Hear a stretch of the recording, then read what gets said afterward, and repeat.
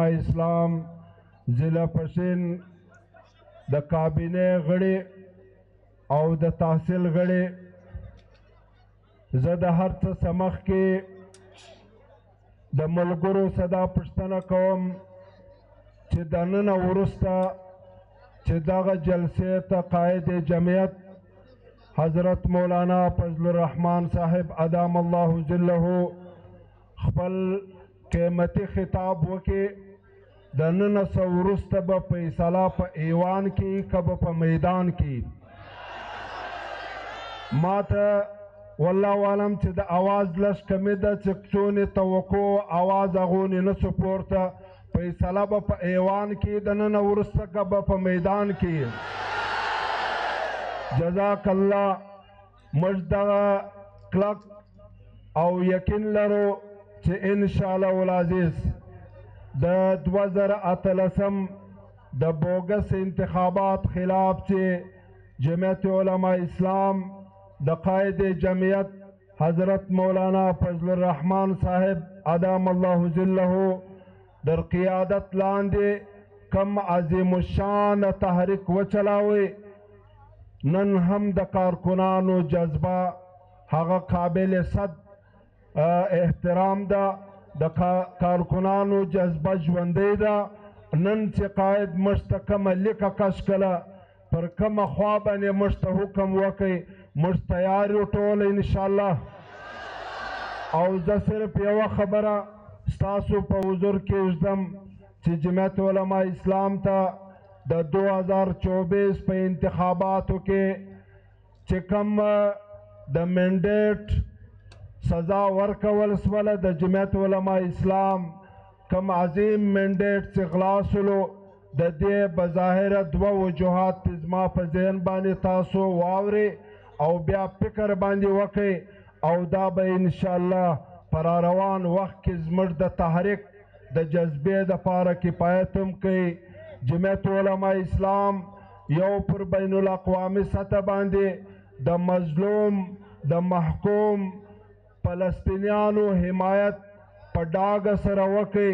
او مولانا فضل الرحمن صاحب هغه واحد عالمي لیډر و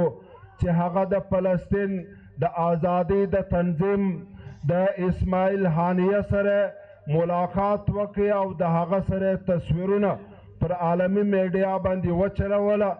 وچلیدله او د دې سره ستاسو د دې کارکنانو د طرفه چې کم فنډ جوړ یو ځای سوی ولو هغه هم ورسېدی او مولانا صاحب دا اعلان وکړي چې موږ ته د لار راکول سي موږ د فلسطیني ورونو مسلمانانو سره شانه بشانه و جهاد کولو ته تیار یو و مولانا صاحب او د عظیم تر بین الاقوامي تنظیم جمعیت علماء اسلام ته د دغه فلسطین د مظلوم عوامو د مسلمانانو د حمایت سزا ورکول سوله او موږ نن دا خبره کوو که چیرې د فلسطین حمایت بغاوت وي نو نن موږ په ډاګه سره وایو چې موږ باغیان یو تاسو تیار یاست دې ته لہذا یوه خبره او دویم زموږ همسایه ملک افغانستان او د پاکستان د مستقبل دپاره چې کله مولانا صاحب د کابل دوره وکړه هلته ټولې خبرې هوارې کړې د پاکستان او د افغانستان مستقبل په دواړو کې محفوظ و دا هم د بین الاقوامي اسټبلیشمنټ دا نسو هضم کولی لہذا د دې دوو بین الاقوامي ایشو پر بنیاد باندې د جمعیت علماء اسلام منډیټ دا په سپینه ورځ باندې غلا سولو لیکن جمعیت علماء اسلام لاوارث جماعت نه دی جمعیت علماء اسلام په خپل انګړ کې هغه د جذبې هغه د قربانۍ والا کارکنان لري چې څرنګه به ملکي اسټبلیشمنټ د 2018 پر نتایجو باندې پښیمانه کوي انشاءالله دغه تحریک چې آغاز یې نن د پښین د ضلع څخه کیږي او د پښین ضلع دوه اعزاز لري یو اعزاز دا چې قائد جمعیت حضرت مولانا فضل الرحمن صاحب ادام الله ظله د دې ضلع په ووټو باندې کامیاب شو او زموږ د ضلع څخه د بندې داسې خلک وله چې هغو په سوشل میډیا کې اعلان وکړي ولزما ووټ ته څوک ضلع پشین ته واړي و هغه سړي ته زه 1 لک روپۍ نقد ورکوم لہذا د ضلع پشین د عوامو د دې اوسني انتخابات یو ووټ چې قائد جمعیت په کامیابه شو هغه در 1 لک روپۍ هم قیمتي ولو او دویم اعزاز ضلع پشین دا لري چې د نن څه وروسته هره فیصله به په ایوان نه په میدان کې کېږي د دې آغاز هم د جمعیت علما اسلام ضلع پشین در قیادت لاندې په دې تحریک کې وسلو لہذا زه پر دې باندې خپله خبره پای ته رسوم چې جمعیت علما اسلام صرف علاقائی تنظیم نه دی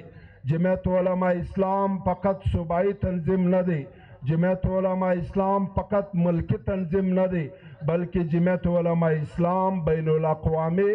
اسلامی تحریک دی او معلومیږي د دې څخه چې نن بین الاقوامی اسټابلیشمنټ جمعیت علما اسلام ته چې د کم شي سزا ورکړه هغه دواړې بین الاقوامی ایشوګانې دي لہذا پر دې باندې موږ انشاءالله تیار یو چې موږ د ملکي اسټابلیشمنټ خلاف آواز پورته کوی سو چې هغه د بین الاقوامی اسټابلیشمنټ ایجنټان دي نو د بین الاقوامی اسټابلیشمنټ خلاف و آواز ته موږ تیار یو انشاءالله او موږ در ننه پورې دا خبره کوله چې هم ہے خاموش کہ برہم نہ ہو اس ملک کا نظام ہم ہے خاموش کہ برہم نہ ہو اس ملک کا نظام یہ سمجھتے ہیں کہ ہم میں طاقت فریاد نہیں ہے لہذا نن د جمعیت ابابیل دا و ہر قسم تحریک تا دا قائد جمعیت و څنګ ته د سره شانه بشانه دا تیار دی چې څوک تیار دی د نن څخه هغه د دواړه لاسونه پورته کې الله رب العزت ته دغه جذبه او دغه میدان او پر دې میدان باندې کړي خبرې د موږ څخه قبول کې زه په آخر کې جمعیت علما اسلام صوبه بلوچستان او جمعیت علما اسلام ضلع پشین او جمعیت علما اسلام تحصیل پشین ته داد و تحسین ورکوم و دې ته د دې کامیاب کانفرنس مبارکباد پیشوم و آخر دعوانا ان الحمد لله رب العالمین हिला देंगे जमीन को नारे अल्लाह अकबर से इंशाअल्लाह हिला देंगे जमीन